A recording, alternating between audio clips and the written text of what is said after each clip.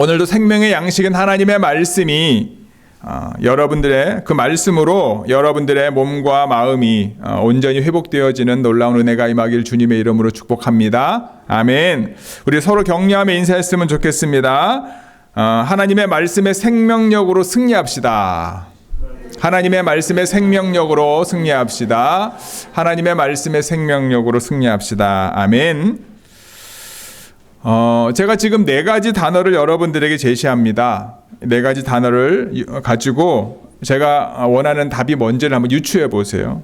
첫 번째 단어는요, 빛입니다. 빛, light. 두 번째 단어는 온도, 빛과 온도. 세 번째는 물,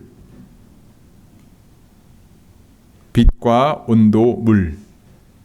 그리고 네 번째는 공기, 환기. 뭘까요? 제가 무슨 답을 원하는지 한번 맞춰보실래요? 네. 식물을 잘 키우기 위한 4가지 조건, 여러분들이 구글에 검색하시면 나오는 답입니다. 빛과 온도와 그 다음에 물과 공기, 환기입니다. 예전에 저희 부모님께서 제주도에서 비닐하우스를 지으셔서 호접란을 재배했던 적이 있습니다. 호접란 잘 모르시죠? 양란 잘 모르시죠? 여러분들이 이제 트레이더조나 어디죠? 코스코 가면 파는 란 있지 않습니까? 그 잎이 넓고 밑에 있고 그 다음에 그 꽃줄기가 쭉 올라와가지고 꽃만 있는 거 있잖아요. 그게 양란이고 호접란입니다. 그거를 제 기억으로는 한 250, 300평 정도 비닐하우스 한 4동을 설치해 놓고 그 다음에 그 시설을 만들어 가지고 재배해서 판매했던 적이 있었던 것 같습니다. 아까 말씀드렸던 것처럼 이제 비닐하우스를 만드는 이유는 이제 온도를 잘 유지하기 위해서죠. 그 다음에 물을 줄 수 있는 스프링클러 시스템도 만들었고요. 환기를 잘 할 수 있도록 이제 비록 수동이었지만 그 비닐하우스를 열고 닫는 것까지 다 만들었던 기억이 납니다. 어느 것 하나 이제 조건이 맞지 않으면 잘 안 자라지요. 난 키워 보신 분들은 알겠지만 난 키우는 게 그렇게 쉽지 않습니다. 그런데 제가 이제 오하이오에 사역할 때 교회 사택에 저희가 사놓은 건 아닌데 저희가 들어갈 때부터 아마 전임 목사님이었던 것 같아요. 그 입구에 보면 이제 호접란이 아니고 일반 우리가 알고 있는 꽃이 작은 이쁜 난이 있어서 그냥 놔뒀습니다. 근데 한 몇 달 지나니까 거기서 꽃이 피더라고요. 하나 피는 게 아니라 되게 많이 폈어요. 아, 이쁘다. 그랬으면 신경 안 썼어요. 그리고 난 다음에 피었던 곳이 졌어요. 근데 또 몇 개월 지나니까 다시 하나씩 피기, 하나, 둘씩 피기 시작하더라고요. 또 이쁘다. 또 졌어요. 그러니까 한 1년 정도 보니까 한 2번 내지 3번 정도 꽃이 활짝 폈다가 지고 활짝 폈다가 지더라고요. 저희가 신경을 그렇게 쓰지 않았음에도 불구하고 아마 그 지역이 꽃이 식물이 잘 자라는 지역이었던 것 같습니다. 우리 지난 5월에 우리 이권사님 댁에 오랜만에 방문을 했지 않습니까? 뒤뜰 가보니까 2019년도 땡스기빙 때 갔을 때보다 더 많은 꽃들과 더 풍부해졌던 과실수들을 보았습니다. 우리 권사님이나 집사님 가드닝 하나 얼마나 수고를 많이 하셨나 그 수고가 느껴졌습니다. 여러분 한번 가정해 볼까요? 여러분들이 비가 거의 오지 않는 지역이지만 시냇가가 있어요. 작은 시냇가가 있어요. 근데 시냇가에서 조금 떨어지는 곳에 작은 묘목을 심는다고 가정해 봅시다. 그리고 시냇가 쪽이 아니라 시냇가 반대쪽에서 여러분들이 물을 조금씩 주었다고 봅시다. 그러면 이 나무가 나무의 뿌리가 어느 쪽으로 자랄까요? 시냇가 쪽으로 자랄까요? 아니면 여러분들이 물을 주는 그쪽으로 자랄까요? 원래 있던 나무야 이제 시냇가가 어딘지 알기 때문에 글로 자라겠지만 여러분들이 새로 심은 묘목은 작은 나무는 여러분들이 물을 주면 그 물을 빨아먹기 위해서 뿌리가 그쪽으로 자랄 겁니다. 조금 더 여러분들이 물을 오랫동안 주는데 시냇가 쪽으로 이제 물을 주는 게 아니라 시냇가 반대 방향으로 여러분들을 물을 조금씩 멀리 떨어져 가면서 주었다고 생각해 보십시오. 그러면 그 나무 뿌리는 어느 쪽으로 자랄까요? 여러분들이 물을 주는 쪽으로 계속해서 자랄 겁니다. 그렇게 몇 주 몇 달을 주다가 물을 아마 주지 않아 보십시오. 어떻게 될까요? 그 뿌리들은 어느 쪽으로 자랄까요? 시냇가 쪽으로 다시 돌아갈까요? 아니면 여러분들이 물을 주는 시냇가 반대쪽으로 계속해서 물을 얻기 위해 내릴까요? 아니면 더 물을 얻기 위해서 더 저기 땅 깊숙한 곳으로 뿌리를 내릴까요? 환경에 따라 다를 수는 있겠지만, 근데 여러분들이 알고 있는 것처럼 뿌리를 내리다가 물이 필요한 시기를 지나가 버리면 어떻게 되지요? 결국 그 나무는, 그 식물은 말라 죽게 됩니다. 시냇가가 지척임에도 불구하고 그 식물은 말라서 죽게 될 확률이 많다라는 거죠. 우리가 요한복음 15장에 보면 하나님과 예수님과 우리의 관계가 분명히 나타납니다. 그렇죠? 하나님은 농부요, 예수님은 참포도나무요, 우리는 뭐라고 이야기합니까? 가지라고 이야기합니다. 하나님은 농부이기 때문에 우리가 비록 이 땅에 발을 붙이고 살고 있지만 하나님의 공급하심과 하나님의 돌보심 가운데 우리가 성장하고 우리가 성숙할 수 있다는 거예요. 우리가 공급받아야 하는 것은 일시적인 이 땅에서의 무엇인가가 아니라 영원하신 하나님의 말씀이요, 영원하신 하나님의 공급하심임을 잊지 않는 저와 여러분 모두가 되기를 주님의 이름으로 축복합니다. 태초에 하나님께서 말씀으로 천지를 창조하셨습니다. 창조 이후에도 말씀으로 피조물에게 생명력을 공급해 주셨습니다. 하나님의 백성들이 살 수 있도록 친히 말씀하시기도 하셨고, 하나님의 뜻을 하나님의 사람들을 통해서 전달하기도 하셨습니다. 모세 시대부터는 율법을 통해서 하나님의 백성들이 어떻게 살아가야 될지 알려주셨고 그들을 지키시고 보호해 주셨습니다. 하나님의 말씀은 하나님의 백성이 이 땅에서 끊임없이 공급받아야 될 생명의 양식임을 잊지 않는 저와 여러분 되기 바랍니다. 우리가 먹는 음식은 먹는 모든 사람에게 영양분들을 제공합니다. 우리가 마시는 물 또한 그 물을 마시면 모든 사람들에게 수분을 제공합니다. 그런데 하나님의 말씀은 모든 사람에게 생명의 양식이 될 수 없습니다. 하나님의 말씀이 능력이 있어서 하나님의 말씀을 선포하는 것으로만으로도 하나님께서는 역사합니다. 우리는 그렇게 생각하지 않습니까? 하지만 여러분, 하나님의 말씀을 선포하는 사람도, 선포되어지는 말씀을 듣는 사람도 믿지 않으면 역사가 일어나지 않습니다. 간혹 일어납니다. 왜 그렇죠? 야고보서에 나와 있는 말씀처럼 마귀도 하나님을 믿는다. 그러니까 마귀가 믿고 있는 거죠. 인간은 연약하기 때문에 인간의 시선으로 보면 하나님의 말씀은 변함이 없지만 그 말씀이 우리의 삶 가운데 역사하기 위해서 누군가가 믿어야 되는 거죠. 믿는 사람들을 통해서 하나님의 말씀은 영향력을 끼치고 하나님의 생명력은 공급받는다라는 거예요. 믿음의 성도 여러분, 하나님의 말씀이 저와 여러분들의 생명의 양식임을 믿으십니까? 하나님의 말씀이 저와 여러분들의 생명의 양식임을 믿으십니까? 그 사실을 믿는다면 어떻게 생명의 양식은 하나님의 말씀이 우리를 살아나게 할 수 있을까? 그것에 대해서 오늘 말씀을 통해 함께 나누어 보기를 원합니다. 주의 말씀이, 생명의 양식인 주님의 말씀이 나를 살아나게 하려면 첫 번째로 주의 말씀을 종일 읊조려야 합니다. 우리 97절부터 99절까지 읽어볼까요? 시작. 내가 주의 법을 어찌 그리 사랑하는지요. 내가 그것을 종일 작은 소리로 읊조리나이다. 주의 계명들이 항상 나와 함께하므로 그것들이 나를 원수보다 지혜롭게 하나이다. 내가 주의 증거들을 늘 읊조림으로 나의 명철함이 나의 모든 스승보다 나으며. 아멘. 히브리서 성경에 보면 97절의 첫 단어가 어찌 그리라고 하는 감탄사로 시작을 합니다. 시인이 하나님의 말씀이 너무 좋아서 이같이 표현한 거죠. 누구의 강요에 의해서가 아니라 마음 깊숙한 곳에서부터 하나님의 말씀을 사랑한다, 이렇게 고백합니다. 그래서 하루 종일 하나님의 말씀을 읊조릴 수 있는 거예요. 하나님의 말씀을 묵상할 수 있는 거예요. 누군가를 좋아하거나 사랑하게 되면 어떻습니까? 여러분, 그 사람을 하루 종일 생각하게 되지 않습니까? 무엇을 하든지 그 사람과 연결하게 됩니다. 어떤 사건이나 상황에 깊이 연관되어 있는 경우도 마찬가지입니다. 정말 내가 기다리고 있는 소식 또는 정말 나를 기쁘게 했던 상황은 늘 우리 마음속에서 그것을 생각하게 합니다. 반대로 정말 잊고 싶었던 사건 또는 나를 힘들게 했던 상황, 여러분 잊고 싶은데 잊혀집니까? 잊혀지지 않죠. 지속적으로 내 생각 가운데 남아서 나를 괴롭히는 경우도 우리는 종종 보게 됩니다. 시편 기자가 하나님의 말씀을 하루 종일 읊조리는 이유는요, 그 말씀을 정말로 사랑하기 때문이다라는 거예요. 그가 하루 종일 하나님의 말씀을 묵상했기 때문에 하나님의 말씀이 항상 자신과 함께 있는 것을 어떻게 합니까? 경험하게 되는 거예요. 하나님의 말씀을 경험했기 때문에 다른 사람의 경험이 아니라 나의 경험이 되는 거예요. 그래서 내가 힘들고 어려울 때마다 그 말씀을 붙잡을 수 있고 그 말씀을 의지할 수 있고 그 말씀으로 내가 다시 사는 은혜를 경험하게 되는 거예요.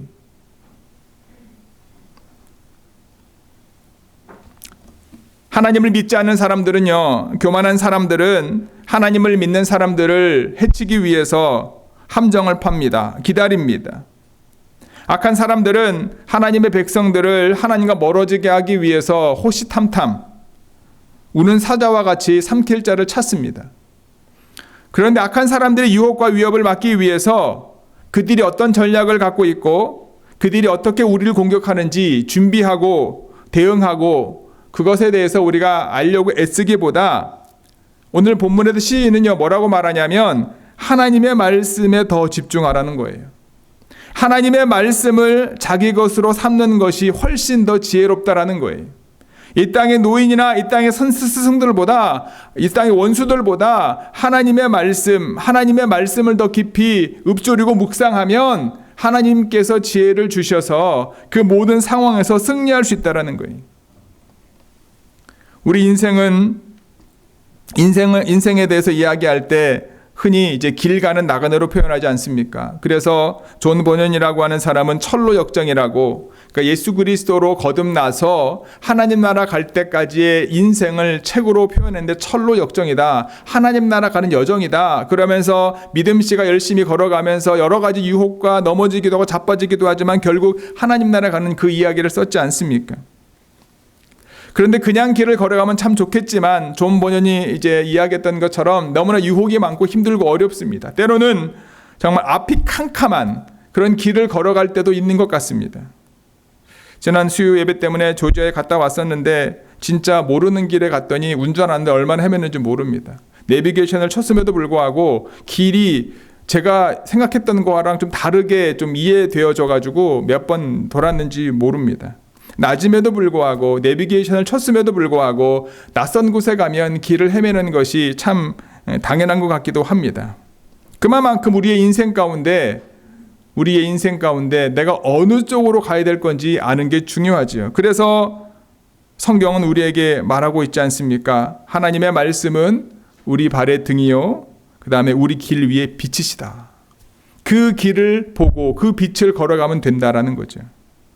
예수님께서도 뭐라고 말씀하셨습니까? 요한복음 14장 21절 같이 읽어볼까요? 시작. 나의 계명을 가지고 지키는 자라야 나를 사랑하는 자니 나를 사랑하는 자는 내 아버지께 사랑을 받을 것이요 나도 그를 사랑하여 그에게 나를 나타내리라. 아멘. 주님을 사랑하는 자는 주님의 말씀을 늘 묵상하고 읊조리고 그 말씀대로 살아가는 사람이다. 그에게 내가 나타날 것이고 드러날 것이고 함께할 것이다. 분명히 말씀하고 있죠. 근데 우리의 삶은 어떻습니까, 여러분?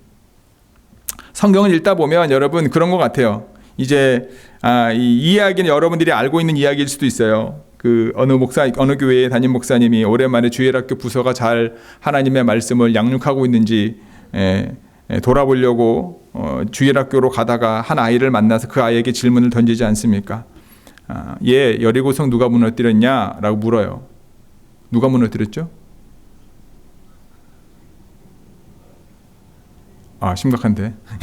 여리고성 누가 무너뜨렸죠? 그랬더니 이 아이가 뭐라고 대답합니까? 제가 안 그랬는데요. 이래요. 어이가 없어 옆에 있던 교사에게 물었습니다. 아니, 이 아이가 여리고성 누가 무너뜨리냐고 물었더니 자기가 안 했다고 그러니 어찌 된 겁니까? 교사가 뭐라고 얘기하죠? 이 아이는 정직합니다. 이 아이 말이 맞을 거예요. 이 아이가 안 그랬을 겁니다. 너무 황당해진 목사님이 이제 그 부서의 부장 집사님을 불러가지고 이 상황을 이야기합니다. 17성을 누가 무너뜨렸냐고 물었더니 아이가 자기는 안 했다고 얘기하고 교사는 그 아이의 말을 믿어달라고 얘기하는데 어떻게 하면 좋겠습니까? 이 부장 집사님이 하는 뭐라고 이야기하냐면 기왕에 무너진 거 다시 잘 쌓도록 해야죠. 지어낸 이야기겠지요. 맞지 않습니까? 지어낸 이야기일 수도 있고 여러분 진짜 요즘 애들은 그럴 수도 있는 거예요. 성경에 보면 우리가 알고 있는 것처럼 내가 내 마음에 와닿는 말씀들이 있어요. 그렇죠? 그 말씀들은요. 제가 여러분 집사님, 성도님 이거 외워야 됩니다 라고 외우라고 말씀하지 않아도 여러분들이 딱 마음에 와닿는 말씀 구절들이 분명히 있습니다. 시편 23편이라든가 시편 1편이라든가 빌립보서, 에베소서 예언자들 부를 때 아까 우리 남영재가 고백했던 것처럼 이사야서의 말씀들을 보면 내가 정말 힘들 때 그 말씀들 그냥 제가 떠올리려고 애를 쓰지 않아도 그 말씀의 내용들로 인해서 내가 힘을 얻을 때가 분명히 있습니다. 그런데 여러분 그런 말씀들만 하나님이 우리에게 말씀하신 게 아니다라는 거예요. 저도 솔직히 말씀을 드리면 레위기 말씀을 읽을 때 쉽지가 않습니다. 근데 레위기 말씀을 읽으면서 하나님의 은혜를 받는 사람들이 의외로 많습니다. 그 안에 드러난 하나님의 신묘막측한 우리를 향하신 사랑과 은혜와 왜 예수 그리스도가 오셔야만 됐는지에 대한 진리를 발견하는 사람들이 의외로 많습니다.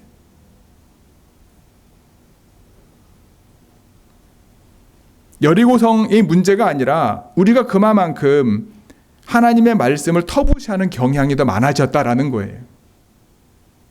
분명 여러분 성경 66권 그 다음에 1200절 정도 되는 이 말씀 구절을 다 외웠다고 그 다 외운 사람을 통해서 하나님 역사하는 건 아닙니다.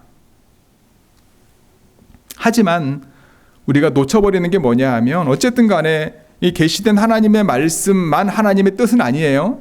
이것만 하나님의 말씀은 분명히 아니긴 하지만 하나님께서는 하나님의 말씀을 통해 우리에게 그분의 뜻을 보여주셨다라는 거예요. 정말 여러분들이 하나님을 사랑하신다면 하나님의 말씀을 읽고 종일 묵상하고 이 말씀이 나에게 어떤 의미가 있는지를 상고해야 된다는 거예요. 하나님의 말씀을 여러분 묵상하려면 아까도 말씀을 드렸습니다. 이것만이 하나님의 말씀은 아니지만 이 말씀을 읽고 말씀을 대할 때 정말 하나님이 나에게 하시는 말씀처럼 우리나라 사극에 보면 그런 게 있지 않습니까? 어떤 선비나 이런 사람들이 이제 있는데 누가 이제 왕의 명령을 가지고 오면 뭐라고 이야기합니까? 왕의 명령을 받으십시오 그러면 갑자기 이 사람이 무릎 꿇고 왕의 어명을 받기 위해서 무릎 꿇지 않습니까? 심지어 사약을 받을 때도 그렇지 않습니까?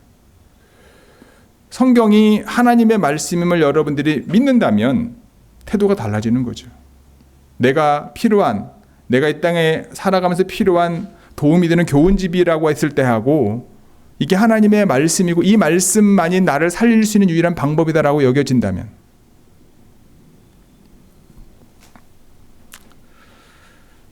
하나님의 말씀을 읊조리고 그 다음에 읊조리는 게 묵상하는 거죠. 그거에 대한 적절한 표현을 우리가 되새김질이라고 이야기하지 않습니까? 그러니까 씹고 또 씹는 거죠. 저도 밥을 빨리 먹는 편이긴 하지만 하나님의 말씀을 우리가 외운다라고 외우기 위해 한 번 딱 읽고 외우는 사람 있어요? 있을 수도 있겠군요. 저는 그래 봤던 적이 없어서 읽고 또 읽고 안 외워지면 쓰고 그 다음에 또 쓰고 그런 수많은 과정을 통해서 또 안 외워지면 그 말씀을 붙잡고 하루 종일 씨름하고 때로는 그 말씀이 외워질 때가 언제예요? 그 말씀이 내 삶 가운데 접목이 돼서 그렇지 이게 그 말씀이었구나라고 깨달아질 때는 그 순간에 우리는 외우려고 애를 쓰지 않아도 그 말씀이 마음에 와닿는 경우를 경험하게 되지 않습니까? 저와 여러분들이 하나님의 말씀을 하나님에 대하듯 종일 읊조리면서 그 과정 가운데 하나님의 놀라운 은혜를 경험하고 하나님의 말씀의 능력으로 생명력으로 매 순간 우리 영이 회복되어지는 은혜를 경험하는 저와 여러분 모두가 되기를 주님의 이름으로 축복합니다. 아멘. 두 번째, 주님의 말씀이 나를 살아나게 하려면 두 번째는요, 주의 말씀을 지켜야 한다라는 거. 주의 말씀을 지켜야 한다. 우리 100절부터 102절까지 읽겠습니다. 시작. 주의 법도들을 지킴으로 나의 명철함이 노임보다 나으니이다.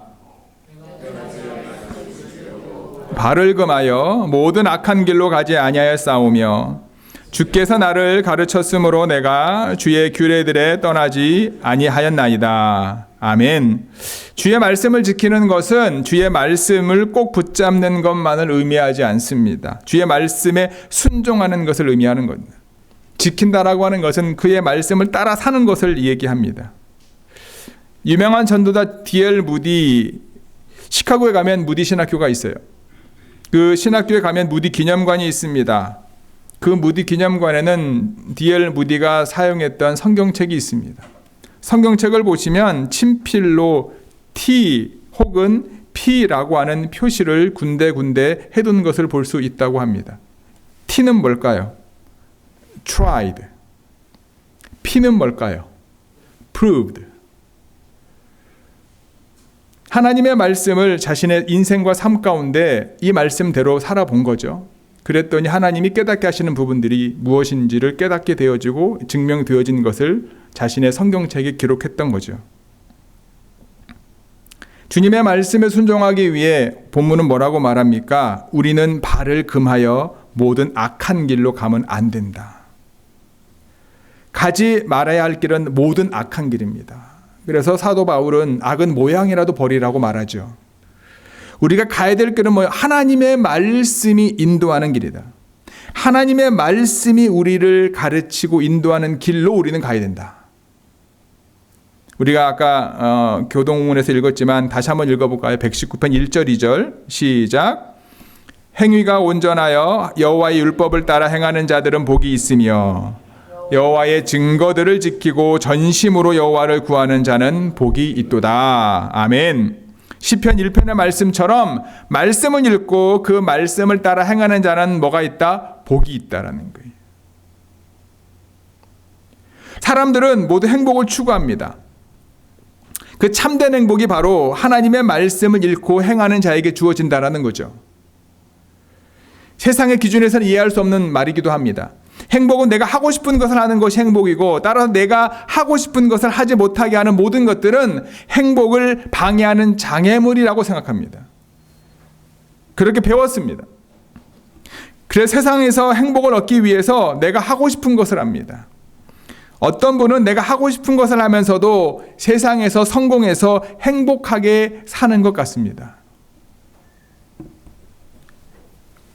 어떤 분은 세상에서 생존하기 위해서 내가 하고 싶은 것을 하기보다는 세상이 원하시는 것을 하시는 분들도 있습니다. 이들이 생각하는 행복의 기준은 뭐예요? 자기 자신과 세상입니다. 자기 자신에 만족하느냐, 세상이 만족하느냐. 자기가 만족하거나 세상에 의해 만족하게 되면 행복하다고 생각하는 거예요. 이러한 행복을 위해 본능에 충실합니다. 때로는 수단과 방법을 가리지 않습니다. 자기를 위하여 그리고 세상에서 요구하기 때문에 이러한 것들을 통해 최고의 행복을 얻을 수 있다고 생각합니다. 하지만 그것은 마귀의 속임수임을 잊지 마시기 바랍니다. 이 세상에서 우리가 얻으려고 애쓰는 행복은 일시적입니다. 영원하지 않습니다. 내 뜻대로 되고 세상에서 인정하면 행복한 것처럼 보이지만 언제 어떻게 없어질지 우리가 예측할 수 없는 거죠. 참된 행복은요, 시편 기자가 말하듯이 우리를 창조하신 하나님께서 제시하시는 길을 따라갈 때 얻을 수 있는 것임을 잊지 마시기 바랍니다. 하나님의 말씀이 우리를 참된 행복으로 인도하는 거죠. 우리 119편 말씀 몇 구절 더 읽어볼까요? 우리 93절 시작. 내가 주의 법도들을 영원히 잊지 아니하오니 주께서 이것들 때문에 나를 살게 하심이니이다. 144절. 주의 증거들은 영원히 의로우시니 나로 하여금 깨닫게 하사 살게 하소서. 50절. 이 말씀은 나의 고난 중의 위로라. 주의 말씀이 나를 살리셨기 때문이니이다. 67절. 고난 당하기 전에는 내가 그릇 행하였더니 이제는 주의 말씀을 지키나이다. 107절. 나의 고난이 매우 심하오니 여호와여 주의 말씀대로 나를 살아나게 하소서. 아멘. 하나님의 말씀이 나를 살게 하심을 잊지 마시기 바랍니다. 하나님의 말씀을 통해서 죽은 영혼이 살아나고요. 하나님의 말씀을 통해 넘어진 영혼들이 일어나게 됨을 기억하시기 바랍니다. 잠자는 영혼을 깨우시고 메마른 영혼에게 담비를 내리시는 것 또한 하나님의 말씀을 통해 가능하다. 고난 중에 다시 회복되고 살아나기 위해 필요한 것이 뭐라고요? 하나님의 말씀이다라는.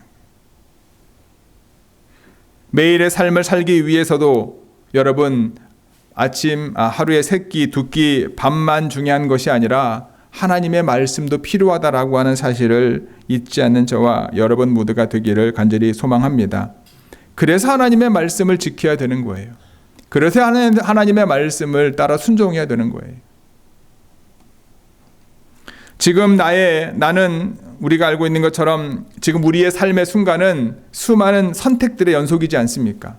매일 또는 큰 여러 가지 선택과 과정을 통해서 우리가 지금의 삶을 살고 있지 않습니까? 그런 선택을 함에 있어서, 특히 중요한 선택을 함에 있어서 대충 자신의 기준을 가지고 선택하는 사람 없습니다. 나름대로 분석하고 기도해보고 중요한 선택들을 하게 됩니다. 그런 선택을 할 때마다 필요한 것이 무엇입니까? 지혜요, 지식이요, 분별력일 것입니다.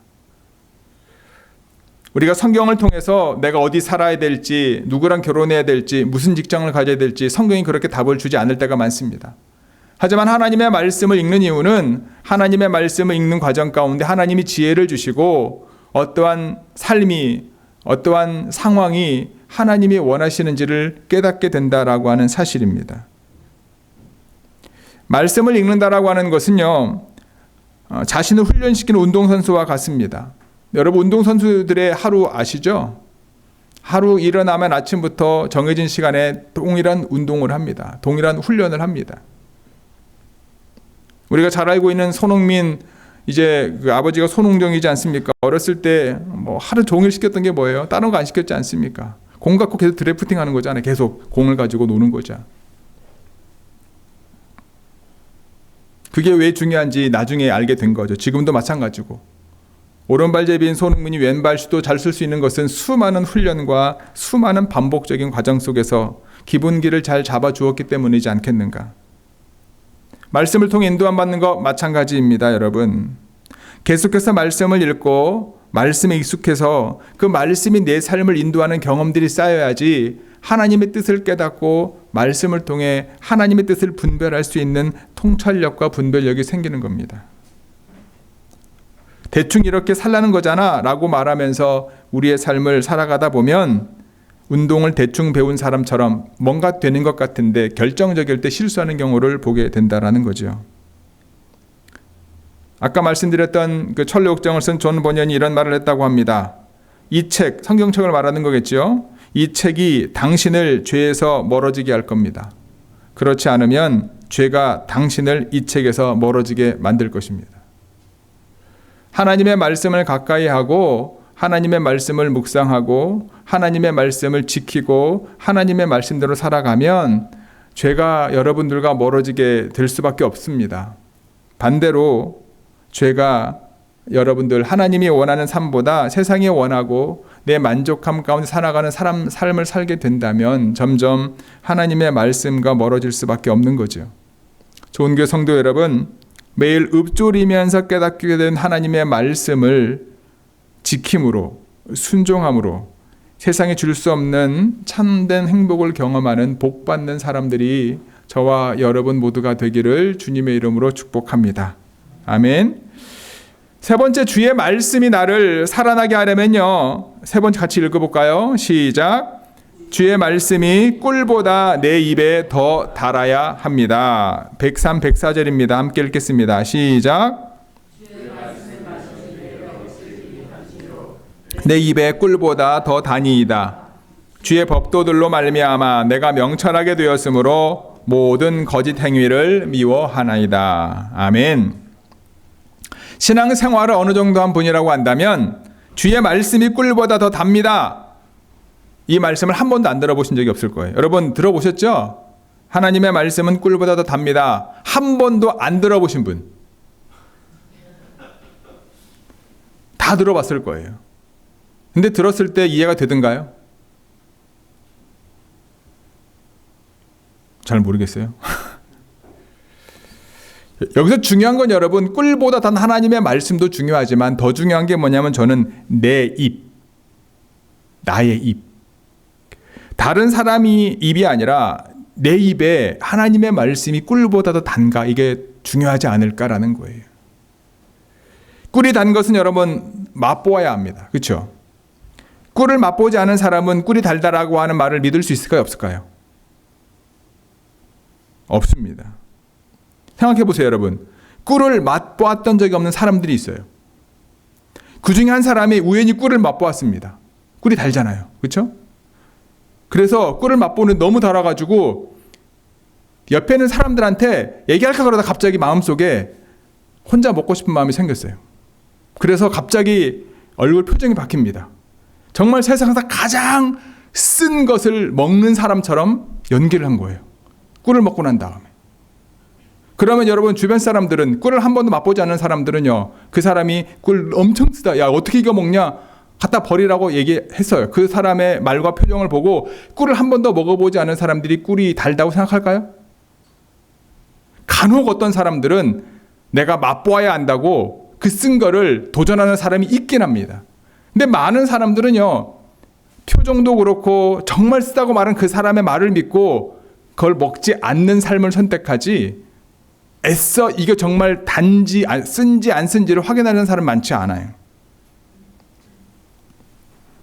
제가 초중고등학교 때를 지내면서 소고기를 먹는 적이 1년에 몇 번 있습니다.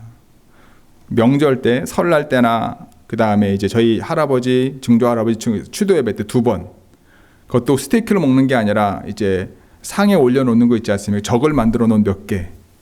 저나 제 동생들하고 사촌들하고 그 하나씩 뺏어 먹는 거 딱 한 번, 1년에 한 번 내지 2번 정도가 제가 유일하게 소고기를 먹었던 기억이 납니다. 그런데 고등학교 들어갔는데 제 친구가 있는데, 친한 친구의 이제 아버지가 그 당시 약사였습니다. 그 친구는 지금 이제 신학교 졸업해가지고 서울에서 장로교 목사로 목회하고 있는데, 중간고사인지 기말고사인지 끝난 다음에 그 집에 놀러 갈 일이 있었어요. 가서 이제 점심을 먹게 됐는데 딱 나온 게 뭐냐? 갈비찜이라는 요리입니다. 소갈비찜. 태어나서 처음 보는. 그걸 먹는데요. 이야, 그 맛은 지금도 잊지 못합니다.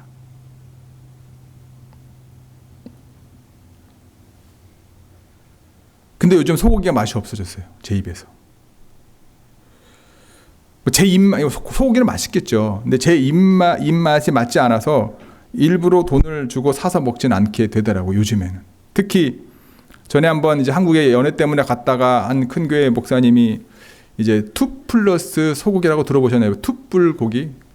지난번에 저희 왔던 누구죠? 저희 처제의 남편이 사업을 잘해서 경봉이 서연이랑 집사람이랑 집에 가가지고 식구들이랑 해가지고 이제 투불을 사줬대요. 근데 한 100만 원 나왔다 그러더라고요.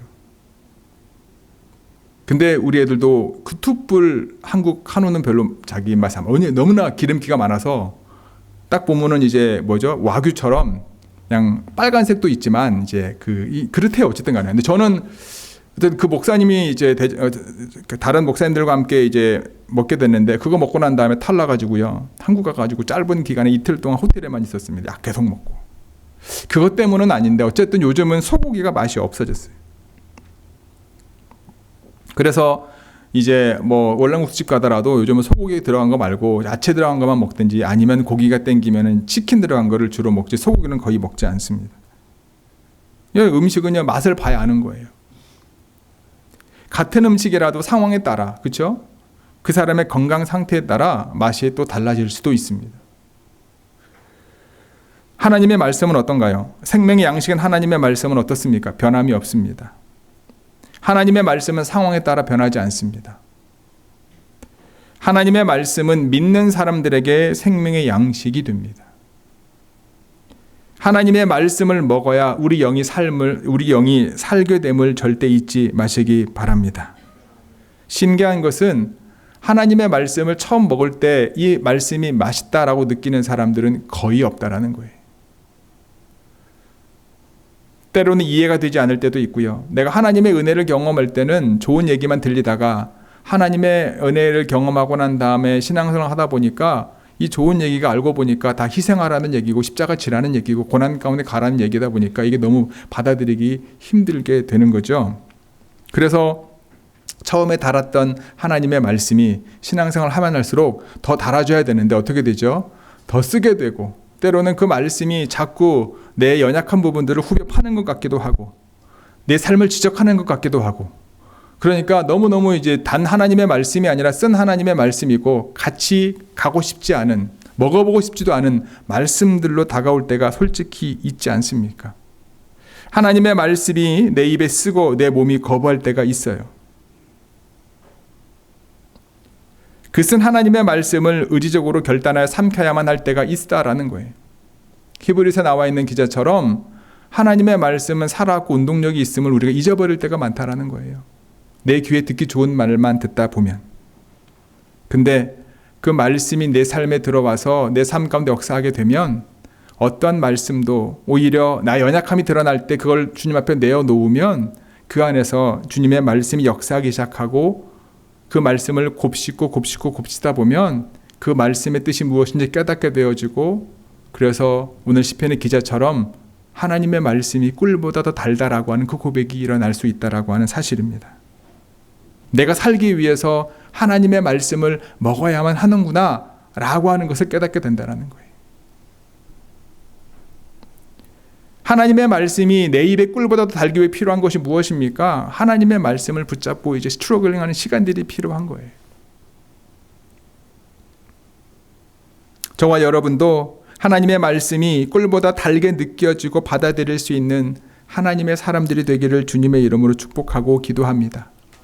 늘 그 말씀이 우리의 입에 달지 않더라도 때로는 나의 연약함을 드러내고 나의 죄를 지적한다 할지라도 그 말씀을 곱씹게 되어지면 하나님께서 저와 여러분들의 마음을 만지시고 저와 여러분들 가운데 은혜를 주심을 경험하게 될 것입니다. 하나님의 말씀이 꿀보다 더 달게 느껴지는 사람은요, 아무리 사단의 유혹이 우리의 마음에 들어와서 우리의 생각을 흐트러뜨린다 하더라도 사단의 유혹에 넘어가기보다는 하나님의 말씀을 붙잡게 됨을 잊지 마시기 바랍니다. 좋은 교회 성도 여러분, 지혜는 세상의 책에 있지 않습니다. 하나님의 말씀인 성경에 있습니다. 성경을 읽을 때 하나님께서는 지혜를 주시고요. 그 지혜를 통해 얻게 된 생명력과 분별력으로 이 땅에서 하나님의 자녀로 살아갈 수 있게 될 것입니다. 하나님의 말씀을 묵상하고 하나님의 말씀을 지킬 때, 하나님의 말씀에 순종할 때 그 하나님의 말씀이 저와 여러분들의 삶을 하나님이 원하시는 거룩함으로 인도할 줄 믿습니다. 우리 두 구절 말씀만 더 읽어볼까요? 147절, 148절 함께 읽겠습니다. 시작. 내가 날이 밝기 전에 부르짖으며 주의 말씀을 바라싸우며 주의 말씀을 조용히 읊조리려고 내가 새벽녘에 눈을 떴나이다. 아멘. 119편 시편의 고백입니다. 시편 기자의 고백입니다. 요즘 몸이 많이 힘드시죠? 아침에 일어나는 것이 너무 어렵고 하루 동안 살아가면서 몸이 고날 때가 많습니다. 하지만 여러분, 하나님의 말씀이 주신 생명력이 저와 여러분들 가운데 있기를 간절히 소망합니다. 요한 1세 고백처럼 내 영혼이 잘됨 같이 범사가 잘되고 강건하기를 내가 간구하노라. 하나님의 말씀이 저와 여러분들이 살 수 있는 유일한 길입니다. 내 영혼이 주의 말씀으로 가득하고 하나님의 은혜로 가득하면 내 몸이 힘들고 어려웠던 것들 가운데 오히려 하나님이 주시는 회복과 은혜를 경험하게 될 줄 믿습니다. 하나님의 말씀의 능력으로 이번 한 주도 승리하시고요.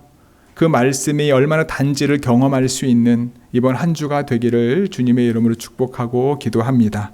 아멘. 기도하시겠습니다.